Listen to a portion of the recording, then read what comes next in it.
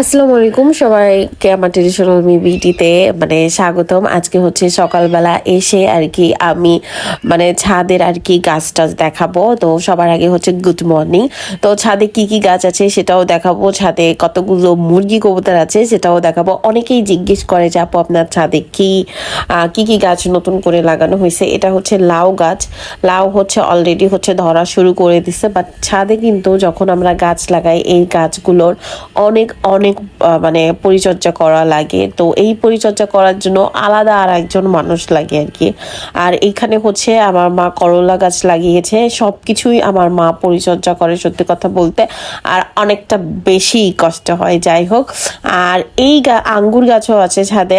আর একটা জিনিস এখানে হচ্ছে মিষ্টি আলু, আমার মা প্রতিটা টবেই আর কি মিষ্টি আলু দিয়ে দিছে। মিষ্টি আলু এক এক সময় এক একটার কেজি হচ্ছে এক এক কেজি হয় আর কি।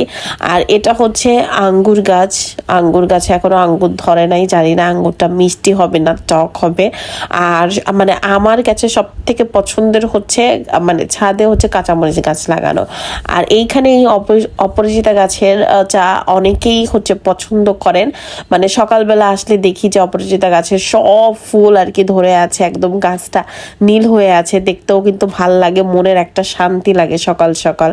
আর এইখানে হচ্ছে পুঁই শাক গাছ, ঠিক আছে। আর একটা জিনিস দেখাবো পরে। আর কোন জিনিসটা হচ্ছে আমি প্রেফার করি, কাঁচামরিচ।